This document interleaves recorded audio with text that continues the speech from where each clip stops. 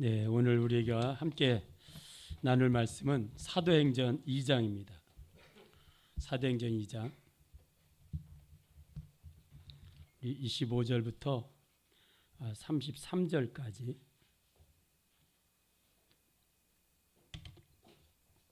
함께 교독하겠습니다. 25절부터 33절입니다. 다윗이 그를 가리켜 이르되 내가 항상 내 앞에 계신 주를 배웠으며 나로 요동하지 않게 하기 위하여 그가 내 우편에 계시도다. 그러므로 내 마음이 기뻐하였고 내 혀도 즐거워하였으며 육체도 희망에 거하리니 이는 내 영혼을 음부에 버리지 아니하시며 주의 거룩한 자로 썩음을 당하지 않게 하실 것이미로다. 주께서 생명의 길을 내게 보이셨으니 주 앞에서 내게 기쁨이 충만하게 하시리로다 하였으므로 형제들아 내가 조상 다윗에게 대하여 담대히 말할 수 있노니 다윗이 죽어 장사되어 그 묘가 오늘까지 우리 중에 있도다. 그는 선지자라 하나님이 이미 맹세하사 그 자손 중에서 한 사람을 그 위에 앉게 하리라 하심을 알고 미리 본고로 그리스도의 부활을 말하되 그가 음부에 버림이 되지 않고 그의 육신이 썩음을 당하지 아니하시리라 하더니 이 예수를 하나님이 살리신지라 우리가 다 이 일의 증인이로다. 하나님이 오른손으로 예수를 높이심에 그가 약속하신 성령을 아버지에게 받아서 너희가 보고 듣는 이것을 부어주셨느니라. 아멘. 예, 우리 비전 선포하겠습니다. 함께 큰 소리로 시작. 오직 복음과 성령의 능력으로 권능을 받아 땅 끝까지 가서 예수님의 증인이 되는 교회. 아멘. 저는 오늘 올 들어 두 번째로 흔들리지 않는 삶의 이유, 그런 제목으로 말씀을 드리려고 합니다. 흔들리지 않는 삶의 이유. 사실 우리는 세상을 살면서 자주 우리의 삶이 흔들리는 걸 느끼죠. 언제는 좀 마음이 안정되고 뭔가 이렇게 좀 굳건한 마음을 가진 것 같다가 무슨 일인지 어떤 일이 일어나면 우리는 흔들립니다. 마음이 흔들리고 또 이 심령 가운데 여러 가지 요동치는 그런 일들을 만나죠. 근데 흔들리고 끝나면 되는데 흔들릴 때 그동안 쌓아놓은 게 무너진다는 게 문제입니다. 그동안 거기까지 쌓아놓기 위해서 많이 애썼는데 흔들리는 그 순간 그 흔들림에서 빨리 멈추지 않으면 그 쌓아놓은 모든 게 한순간에 무너지는 거예요. 한순간에. 요즘 각 나라 곳곳에 지진이 나고 있잖아요. 지진이 없을 때는 그게 건재하는 줄 알았어요. 그게 잘 지어진 집인 줄 알고 거기서 평안한 생활을 했습니다. 그런데 지진이 나고 나니까 그거는 안식처가 될 수 없었던 겁니다. 무너지면서 그 무너진 건축 더미에 깔려 죽는 사람이 있고 다치는 사람이 있고. 그러니까 여러분 흔들릴 그것이 사실은 인간에게 있어서 문제이기 때문에 무엇을 져도 흔들지 않는 그것을 져야 인생이 안정될 수 있는 거죠. 그렇죠? 성경 인물 중에 유대인들이 존경하는 인물 둘이 있습니다. 그 한 인물이 모세입니다.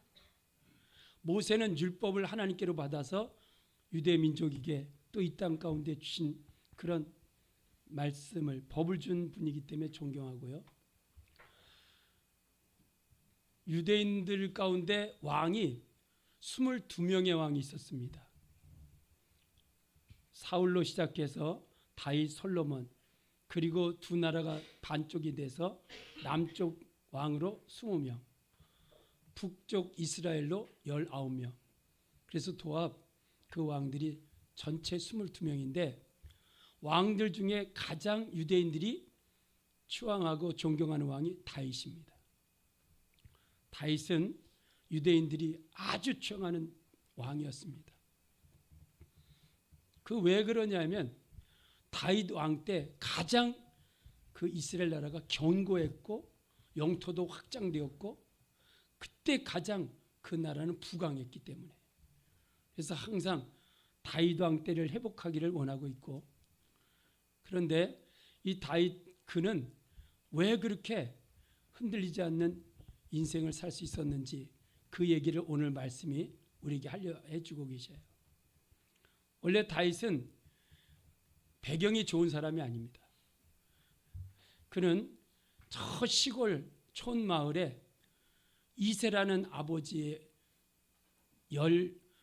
18명 자녀 중에 막내 아들로 태어난 사람이에요. 막내 아들로. 그러니까 지금이야 막내가 귀염을 당하지만요, 옛날에 막내는요 그냥 지가 알아서 크는 겁니다. 형제들에게도 천덕꾸러기고, 그리고 별로 가정에서도 이렇게 중요하게 여기지 않았던 그런 시대가 자녀를 많이 낳을 때 그 막내 위치거든요. 그러니까 다윗은 그런 사람인 거예요. 성경에 보면 막내지만 존경을 받았던 사람이 요셉이고 베냐민이지만, 사실 그들은 존경받을 만 해서가 아니라 자기가 제일 사랑하는 아내에 의해서 두 아들을 낳거든요. 그게 야곱의 가정 속에 12명 중에 11번째 요셉, 11번째 베냐민, 12번째 잘못됐네. 11번째 요셉, 12번째 베냐민이시에요. 그렇게 됐거든요. 그 외에는 막내가 그렇게 별로 이렇게 존경도 받지 못하고 가정에서 별로 중요하게 여기지 않았던 때입니다. 그것을 성경에 보면서 어떻게 하느냐면, 이스라엘 나라 가운데 이제 첫 번째 왕이 사울 왕입니다. 이 사울 왕을 세워서 하나님이 나라를 통치하여 하렸는데, 이 사울이 처음엔 겸손했는데 나중에 뭔가 자기가 왕이 되고 나서 좀 전쟁에 좀 한두 번 승리하고 나니까 이게 교만해진 겁니다. 교만해지면서 하나님 말씀에 순종을 안 하는 겁니다. 그래서 하나님은 그 당시 선지자가 사무엘인데, 사무엘 선지자에게 저 사울을 폐위시키고 이새의 집에 가면 내가 왕을 세울 한 사람이 있으니까 그에게 가서 기름을 부어라. 그래서 왕을 준비해라. 이렇게 사무엘 선지자에게 알려주셨어요. 그래서 사무엘 선지자가 기름병을 들고 이새 집을 가서, 이 집에 하나님이 기름을 부어 왕을 세울 자가 있다고 하니까 자녀를 다 모아 내 앞에 앉게 하라. 그런데 이새가 자녀를 다 불러서 모아서 한 사람 한 사람의 기름병을 부어서 하려고 하는데, 하나님이 첫째 아들도 아니다, 둘째 아들도 아니다, 셋째, 넷째, 다섯째, 일곱째 또 아니라는 거예요. 하나님은 분명히 있다 그랬는데. 그러니까 물어봐요. 아들이 다냐? 지금 이 앞에 모은 아들이 다냐 그랬더니 뭐라 그러냐? 아닙니다. 한 명 있는데 그 한 명이 지금 들에서 양을 칩니다. 사무엘상 16장 11절 한번 읽어보세요. 사무엘이 이새에게 이르되 내 아들들이 다 여기 있느냐? 이새가 이르되 아직 막내가 남았는데 그는 양을 지키나이다. 사무엘이 이새에게 이르되 사람을 보내어 그를 데려오라. 그가 여기 오기까지는 우리가 식사 자리에 앉지 아니하겠노라. 생각해 보세요. 아니, 아들을 다 모아놓으라는데 그 아들은 양을 지키느라고 그 사무엘 앞에 불러오지도 않았어요. 그러니까 부모가 생각할 때 얘는 그냥 별거 아닐 거다, 얘는 아닐 거다, 그렇게 생각했는데 사무엘 선지자가 그 아이를 데려와라. 그 아이 데려오기까지 내가 먹지도 않겠다. 그리고 그 다윗을 불러들여요. 다윗을 보니까 사무엘 선지자의 눈에는 눈도 빼어나고 붉고 뭔가 청명하고 지혜로운 게 딱 보인 거예요. 사람은 외모를 봐요. 근데 영적인 사람은 그의 심령을 봅니다. 그래서 하나님은 절대로 외모를 보고 사람 판단하지 않아요. 외모가 그럴싸하니까 뭘 할 것 같은데 외모를 보니까 아이고 저까지 게 뭘 하겠나 무시할 수밖에 없고 그냥 아무런 존재 가치가 없는 거 보이지만 다윗이 그랬어요. 다윗이. 그래서 기름병을 부어서 그가 사무엘상 16장 13절에 보니까 이렇게 말을 해요. 한번 읽어보세요. 사무엘이 기름불병을 가져다가 그의 형제 중에서 그에게 부었더니 이날 이후로 다윗이 여호와의 영에게 크게 감동되니라. 아멘. 사무엘이 떠나서 라마로 가니라. 기름병을 부어서 하나님의 뜻대로 기름을 부었더니 그때 성령기라요 확 감동을 시켜가지고 다윗이 그렇지 않아도 그 속에 많은 잠재력이 있었는데요.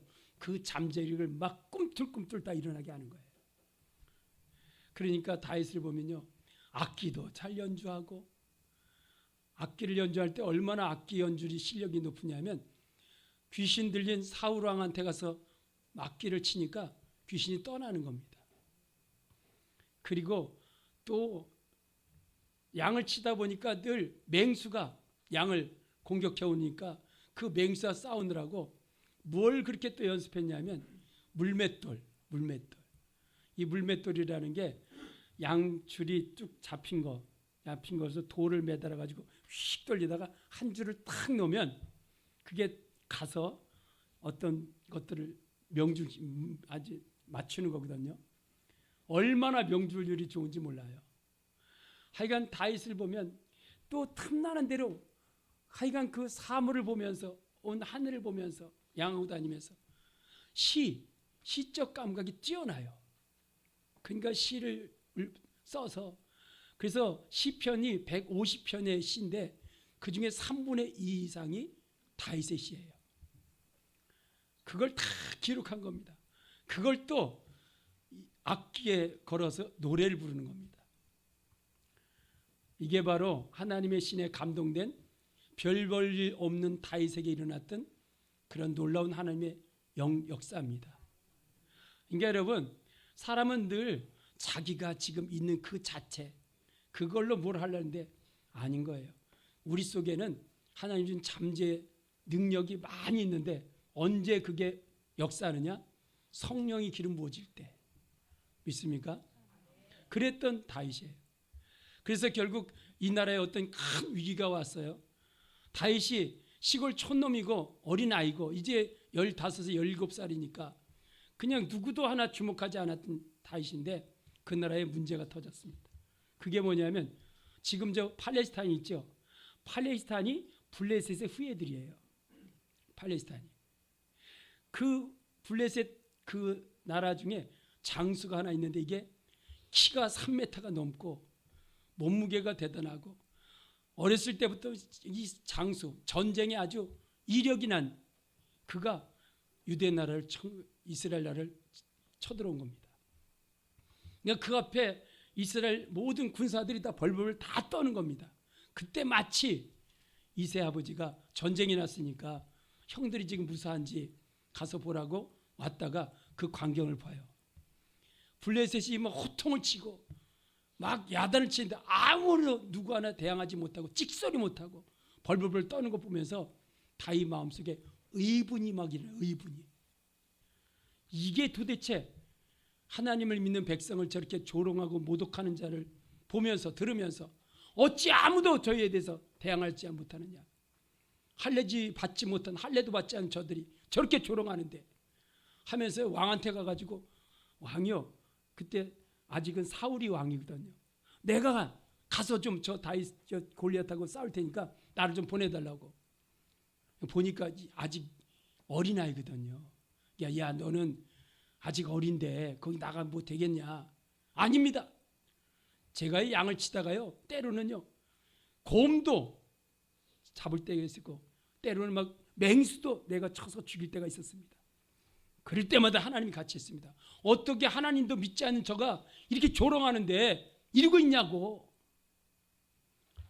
하는 수 없이 그를 보내요. 왕이 그러면 좀 갑옷 좀 입어보고 내가 칼이 있으니까 칼도 가보고 투구를 쓰고 좀 뭔가 방어를 하고 나가라 그랬더니 입어보니까 이게 뭐 질질질 끌리고 몸도 주체할 수 없는 거예요. 무거워가지고. 그러니까 다 팽개치고 강에 가서 돌 5개를 줍고 주워서 그거를 물매에 걸어가지고 하고 지팡이 하나 질질 끌고 나가서 말합니다.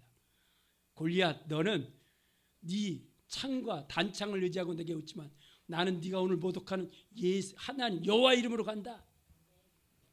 하고요. 그 물맷돌 5개 중에 하나를 가지고 걸어서 던져서 그 투구를 썼는데 투구 이마에 박혀버렸어요. 박혀버렸어요. 돌이. 웬만큼 돌을 하면 돌이 튕겨나가지 박힙니까? 이마에 박혔대요.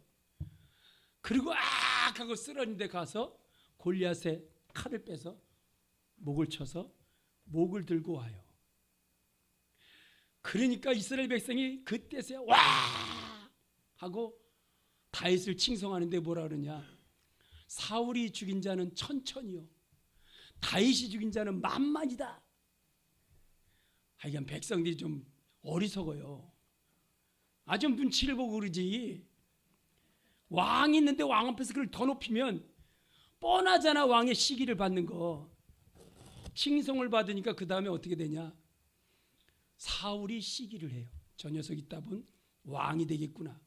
저렇게 백성이 저렇게 좋아하면 저거 왕밖에 더 되겠냐? 그때부터 그는요, 다윗을 죽이려고 온 군사를 다윗 죽이는데 다 집총진비하게.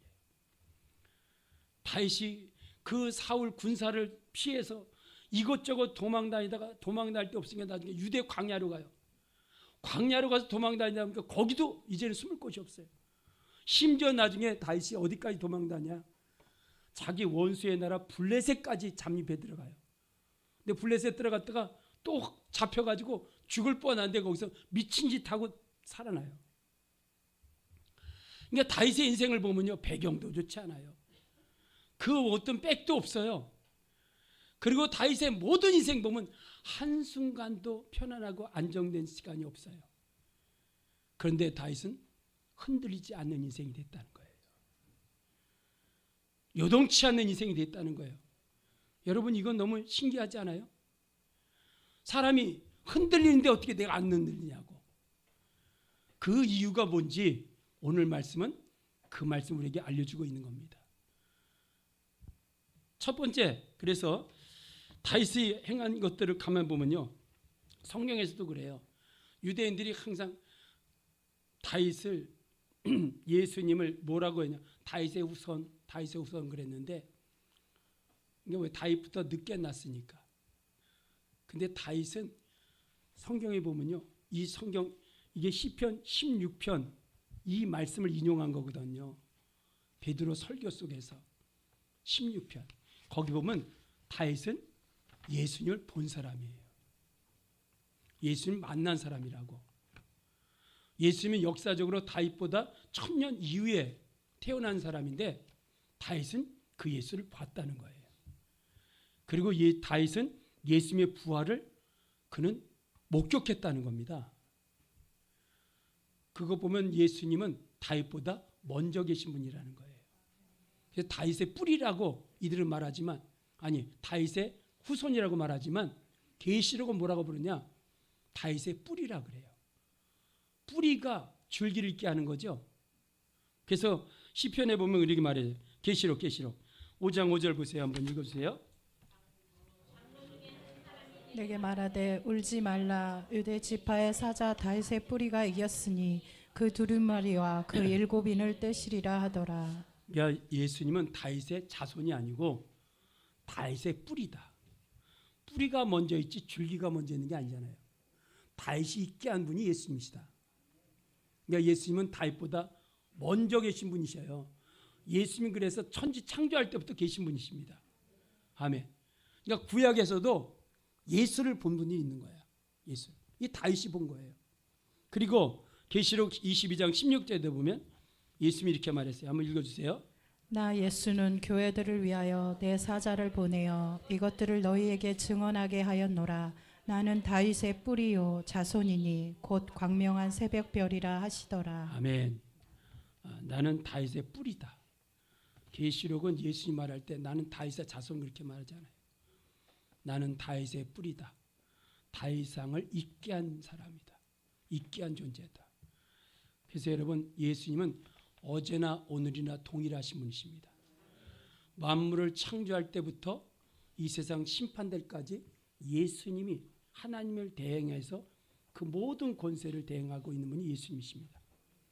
그러므로 우리는 오늘 말씀에 다윗이 어떻게 요동치 않을 수 있었나? 어떻게 요동치 않을 수 있었나? 그 숱한 고난과 시련과 어려움 가운데서 어떻게 그 신앙이 무너지지 않고 꿋꿋하게 서서 믿음을 지킬 수 있었던가? 그 이유를 오늘 25절에 말하고 있어요. 한번 25절 같이 읽어보세요. 시작. 다윗이 그를 가리켜 이르되 내가 항상 내 앞에 계신 줄을 배웠으며 나로 요동하지 않게 하기 위하여 그가 내 우편에 계시도다. 여기에 다윗이 그를 가리켜는 거, 그가 예수님을 얘기하는 거예요. 항상 다윗은 앞에 계신 예수를 봤다는 거예요. 예수님은 자기 앞에 계신 예수를 항상 봤다는 거예요. 항상. 그리고 또 뭐라 그러냐면 나를 요동치 않게 하기 위해서 그가 내 우편에 계셨다는 겁니다. 그러니까 다윗을 요동치 않게 하신 분이 예수님이시라는 거예요. 믿습니까? 여러분, 그래서 예수님이 이렇게 말해요. 마태복음 7장에 보면 이렇게 말해요. 나더러 주여 주여 하는 자마다 다 천국에 들어갈 것이 아니라 내 입의 말대로 행하는 자가 천국에 들어갈 것이다. 그리고 내 말을 순종하는 자는 반석 위에 지을 집을 집은 지혜로운 자 같으니 그는 창수가 나고 홍수가 나도 무너지지 않을 것이다.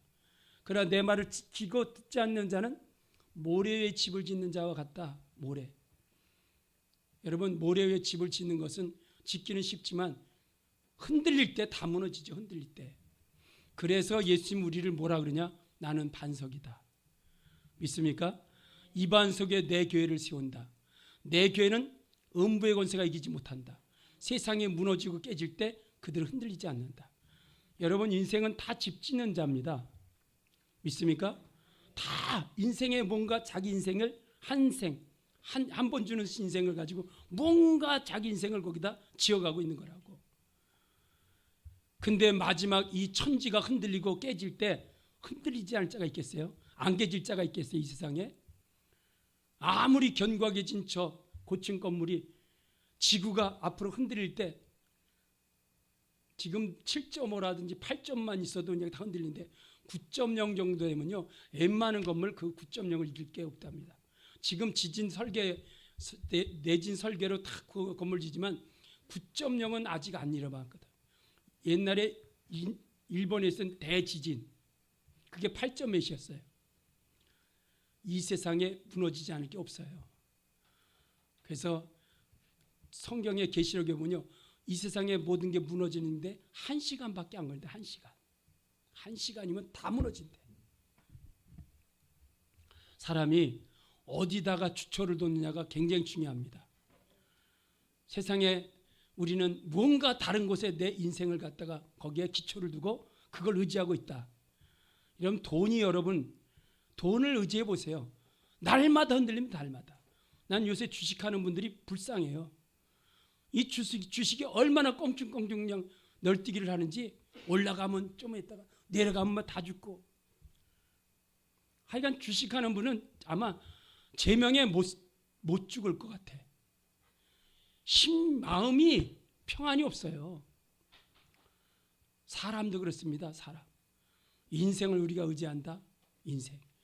그래서 성경에 보니까 인생을 의지하지 말라고 아예 성경에 못을 박아놔 버렸어요. 어디 그랬느냐? 시편 146편 3절로 4절. 조금 이게 왔다 갔다 건너뛸 때니까 시편 146편 3절 4절 한번 보세요. 귀인들을 의지하지 말며 도울 힘이 없는 인생도 의지하지 말지니 그의 호흡이 끊어지면 흙으로 돌아가서 그날에 그의 생각이 소멸하리로다. 우리는 사람을 의지하잖아요. 사람이 얼마나 연약한 자인지. 우리는 그들이 뭔가 할 것 같지만 그들이 무너질 때 그를 의지했던 사람도 같이 무너지는 거죠. 돈이 그러고 사람이 그러하고 이 세상의 모든 우리가 의지하는 게 사실 불완전한 겁니다. 그러니까 불완전한 것 거기에다가 나를 의지를 하고 거기에 세운 자가 어떻게 요동하지 않느냐고. 그게 흔들릴 때 같이 흔들리지. 그렇죠? 여러분, 지금 우리가 왜 흔들릴까? 왜 요동할까? 내가 의지하고 있는 많은 것들이 불완전한 흔들리는 것에 의지하고 있어서 그래요. 이 세상에 흔들리지 않는 분은 예수 한 분이십니다. 이게 아멘이 되길 바라요. 진짜 아멘이 되길. 그냥 입으로만이 아니라 나를 흔들리지 않게, 요동하지 않게 하는 분은 예수 그리스도이시다. 다윗이 요동하지 않았던 이유는 항상 자기 인생 앞에 그분이 계셨다는 거예요. 나는 그분을 항상 배웠다는 거예요. 항상. 여러분 항상 배운 건요, 여러분 있어도 안 보여요. 있어도. 주님은 성경에 내가 너와 항상 세상 끝날까지 함께 하겠다. 근데 보이냐고 여러분. 사람은 보고 싶은 것만 보이게 되어 있어요. 믿습니까? 여러분 지금 여기 교회가 엄청 많잖아요. 이 원정동에. 근데 여기 교회가 있는 걸 못 봐요. 왜? 교회를 보고 싶을 때 보이는 겁니다. 지금 세상을 사시면서 여러분 커피숍? 이 맨 생기는 것마다 커피 카페야 카페. 그것도요 그냥 내가 지나갔다 보이는 게 아닙니다. 보려고 해야 보는 겁니다. 관심을 가져야 보이는 거예요. 왜 주님이 안 보일까? 내 앞에 나를 인도하신, 앞에 계신다는 것은 인도하는 자를 말하는 거예요. 내 인생을 이끌어 가시는 분. 내 인생이, 내가 내 인생을 설계하지 않았어요. 이미 나를 이 땅에 보내실 때 하나님은 내 인생을 설계하고 계셨어요. 다 인생 설계되어 있습니다. 믿습니까? 근데 설계한 그분은 맡긴 게, 그분은 우리 앞에 가시는 거예요. 그래서 다윗이 그렇게 말했죠. 여호와는 나의 목자 되신다고. 그가 나를 푸른 초장과 쉴만한 물로 인도하신다고. 목자는 뒤에서 양을 따라가는 자가 아닙니다. 주님은 우리 앞에 가시는 분이셔요. 우리 앞에서 우리 이끌어 가시는 분이셔요. 내가 길도 모르는 자가 천방지축으로 앞에서 그 알려고 어린아이를 내어놓으면 막 지가 막 돌아다니잖아요. 막 지가 마음대로. 잠시 후에 길 잃어버릴 거예요. 걔는요. 우리도 똑같아요. 우리 오늘 1시간 앞을 아십니까? 올 한 해 무슨 일이 우리에게 닥쳐오는지 아십니까? 그런데 자기 지혜로 자기 경험으로 올 인생을 살면 흔들릴 수밖에 없습니다. 믿습니까?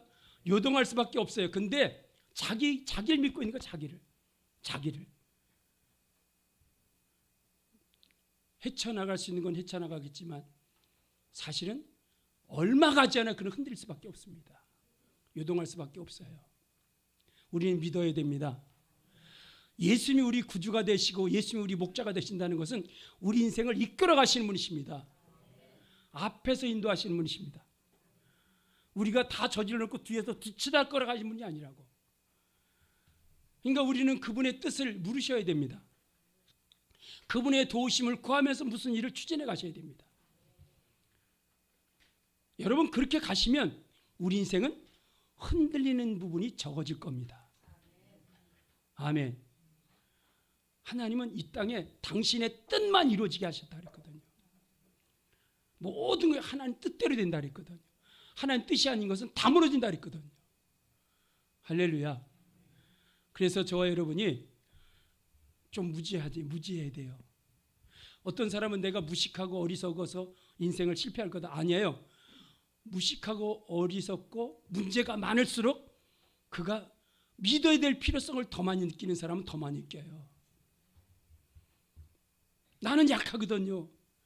그리고 내 삶이 힘들거든요. 다윗이 어떻게 매사 주님을 의지할 수, 그는 하나님을 의지하지 않고는, 예수를 의지하지 않고는 견딜 수가 없는 상황이었다고. 그러니까 평안이 문제라고요. 좀 평안하시면 벌써 주님의 손 놔요. 그리고 지가 앞서서 지가 무슨 짓 하려고 조금 가보시라고. 인생이 이렇게 만만치 않다고요. 있습니까? 2024년 여러분이 내 앞에 계신 분을 항상 뵐 수만 있다면 여러분은 흔들림이 적어질 겁니다. 길을 그렇게 잃고 방하지 않을 것입니다. 아멘.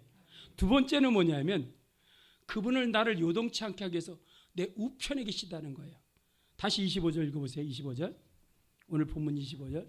시작. 다윗이 그를 가르쳐 이르되 내가 항상 내 앞에 계신 줄을 배웠으며 나로 요동하지 않게 하기 위하여 그가 내 우편에 계시도다. 예, 주님이 우리 우편에 계신 것은 요동치 않게 하려고 우편에 계시다. 우편은 힘을 얘기하고 권세를 얘기할 때 우편이라고 하는 거예요. 힘과 권세. 그리고 우편에 있다는 것은 돕기 위하여, 붙들어주기 위하여, 힘을 주기 위하여 우편에 계시다는 거예요. 여러분 예수님은 멀리 계신 분이 아니십니다. 저 여러분 가운데 가장 가까이 계신 분이 예수님의 능력으로 오신 성령님이십니다. 성령보다 우리와 가까이 계신 분은 없어요. 그분은 우리에게 힘을 주시는 분이셔요. 그래서 성경은 로마서 8장에 말했죠. 우리 연약함을 도우시는 성령이라고. 우리가 연약할 때 돕기 위해 이미 그분이 계셔요. 근데 주님은 뭐냐? 주님은 어떤 분이냐? 도움을 원할 때 도와주셔요. 알아서 도와주지 않으셔요. 나를 그냥 알아서도 그렇게 일을 안 하셔요. 그분요. 우리가 수렁에 예를 들어 베드로와 제자들이 배를 타고 가다 풍랑 때문에 빠져들어갈 때 빠져들어가 보면 주님이 건져야 되는데 안 건졌어요. 주여 나를 구원하소서 내가 죽게 되었나이다. 그때 건졌어요. 그래서 예수 믿는 사람 치고 기도 안 하는 사람은 진짜 너무 바보들이에요. 정말 바보가 누군지 아세요? 옆에 우리를 요동치 않게 하려고 옆에 계신 그 주님인데 지가 무슨 힘이 있다고 기도도 안 하고 구하지도 않고 그리고 이래요. 아니 주님과 그렇게 친하고 좋은 관계입니까? 알아서 해주겠지. 알아서. 그 정도의 친한 관계는요 진짜 그래요. 내 마음이 그분 마음이고 그분 마음이 내 마음이 그냥 그건 이신전지 다 와요. 친하지도 않으면서 내가 주님께 도와달라고 하는데 얼큰하고 아니라니까 여러분요. 그래서 성경 뭐냐? 구하는 이가 받을 것이요 찾는 이가 찾을 것이요 두드리는 이에게 열 것이니라. 올 한 해 여러분이 옆에 우리 주님이 내게 붙잡아주는 분이 계시다. 나에게 힘을 주시는 분이 계시다. 나를 도우시는 분이 계시다.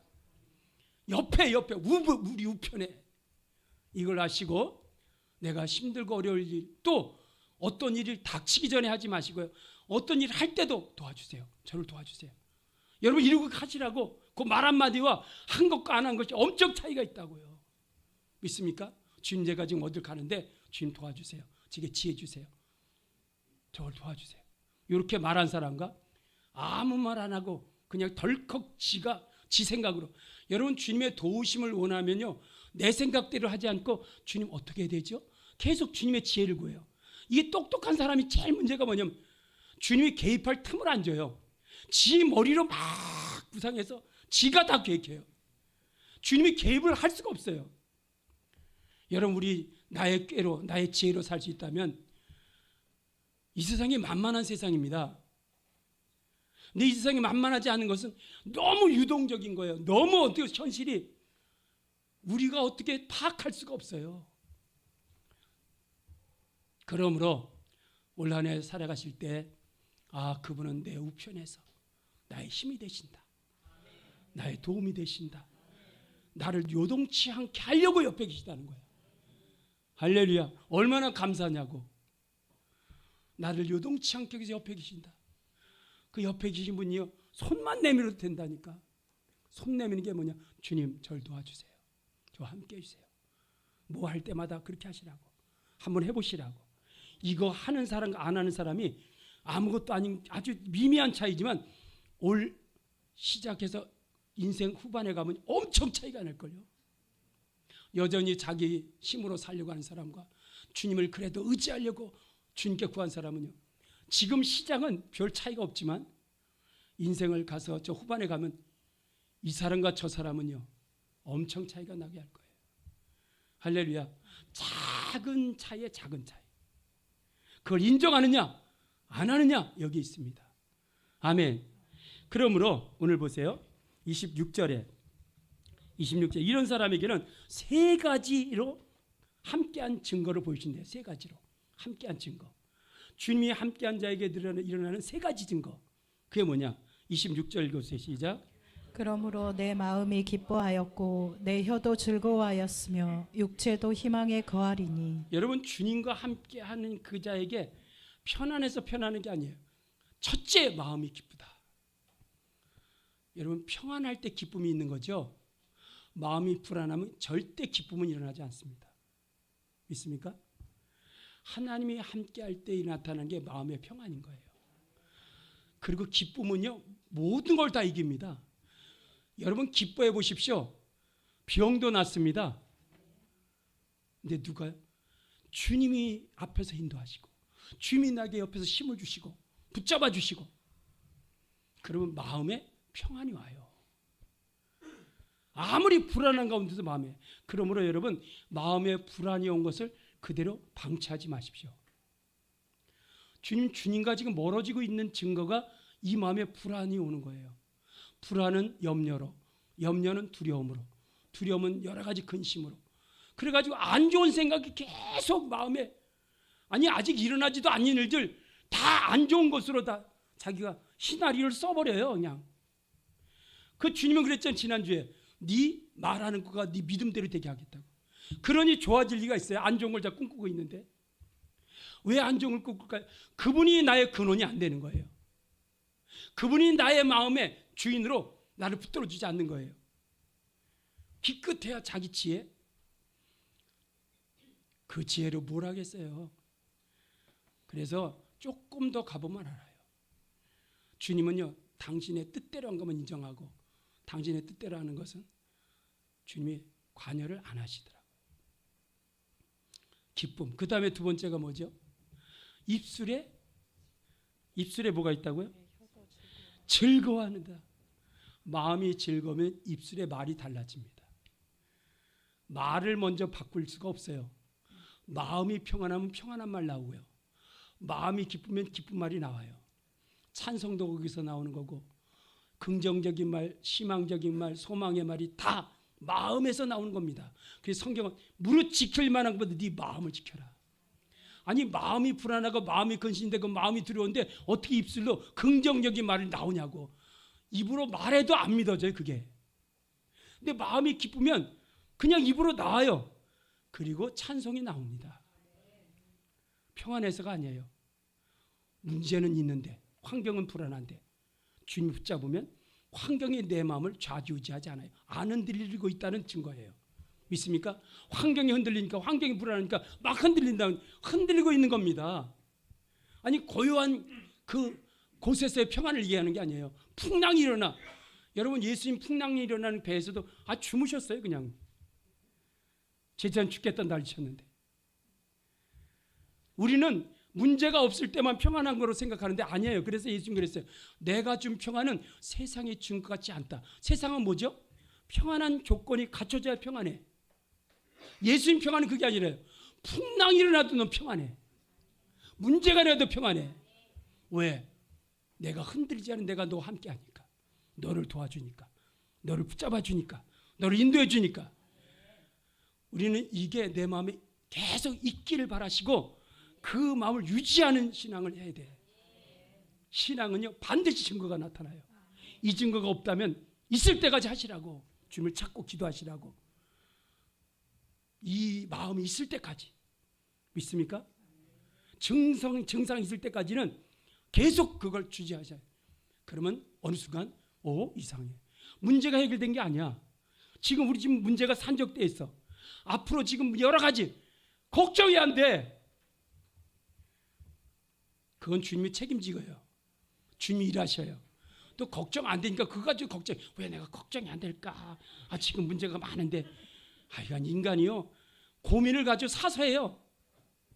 이게 바로 안 좋은 것이 우리에게 너무 이력이 나버린 거예요. 이력이. 여러분 평안이 익숙해지면요. 불안해지면 빨리 이 불안을 떨쳐버리려고 그래요. 여러분이 평안에 익숙해지십시오. 아멘. 불안한 마음에 익숙해지지 마십시오.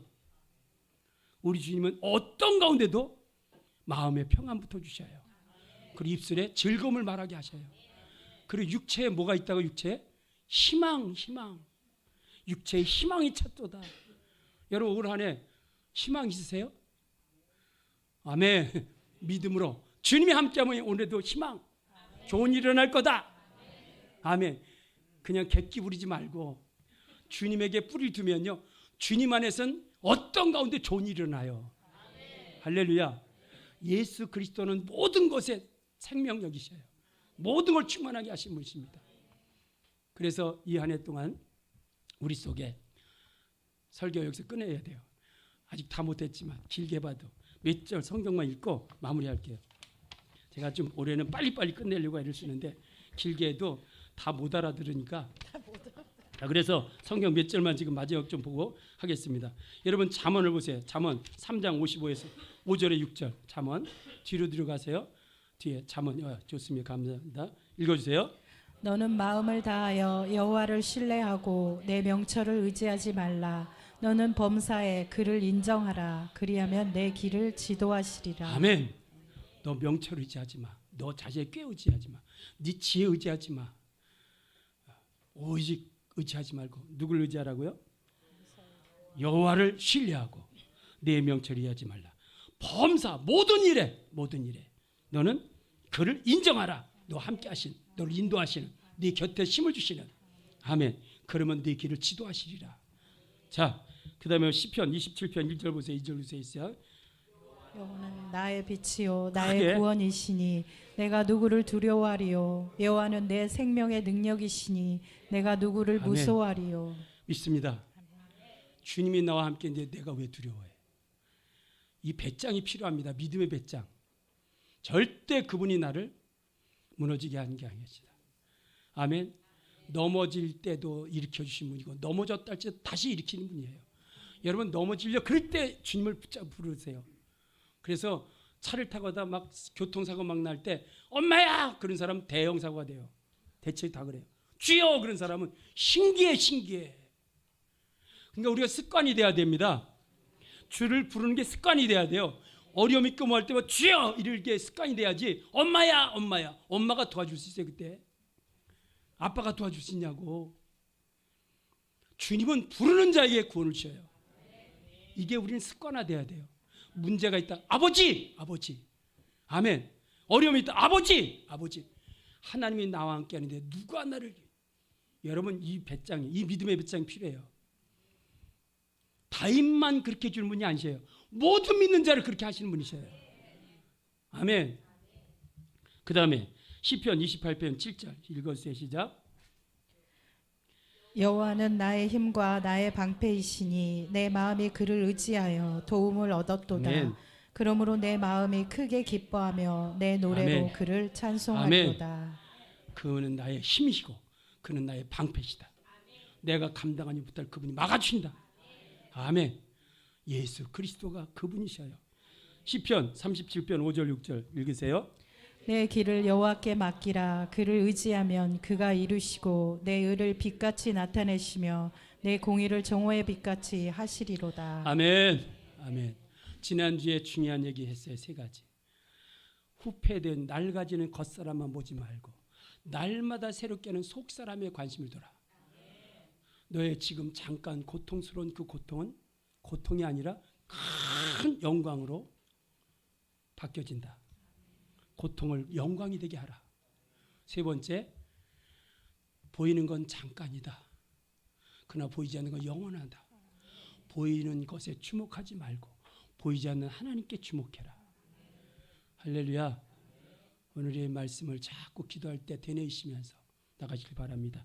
우리 주의 이름 부르시고 다 같이 통성으로 기도하겠습니다. 같이 기도합니다.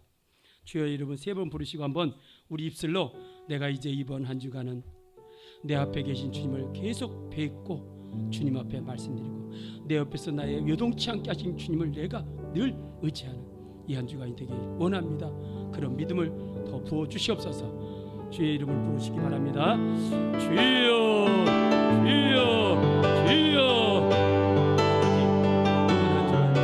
이 말씀을 살면서 살아낼 수 있도록 아버지 이 자리에 있는 귀한 성도들에게 믿음을 부어주십시오. 성령 하나님 내가 너와 함께합니다. 놀라지 말라. 나는 너의 하나님이 됩니다. 내가 너를 붙들어 주리라. 내 오른 오른손으로 너를 도와주리라. 아버지 말씀하셨습니다. 하나님 예수를 믿는 우리는 하나님의 자녀가 됐기에 하나님 그 자녀가 요동하는 걸 원하지 않는다.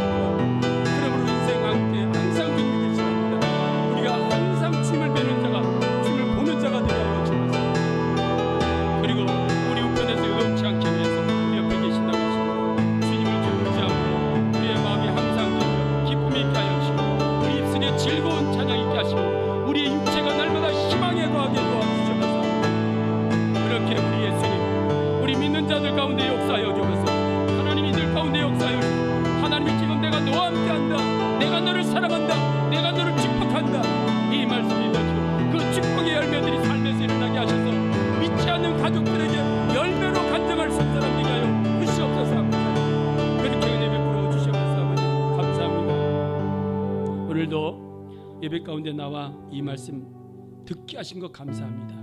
이 말씀은 나에게 준 말씀으로 알고 이 말씀 붙잡고 한 주간도 이 말씀을 삶의 매 순간순간마다 이루어낼 수 있도록, 그래서 주님이 요동치 않는 삶을 이 한 주간에 경험할 수 있도록 역사하여 주시옵소서.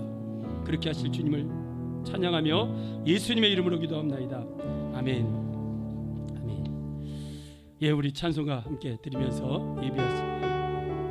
아니요, 지금 이제 오늘 찬송보다 더 먼저 할게.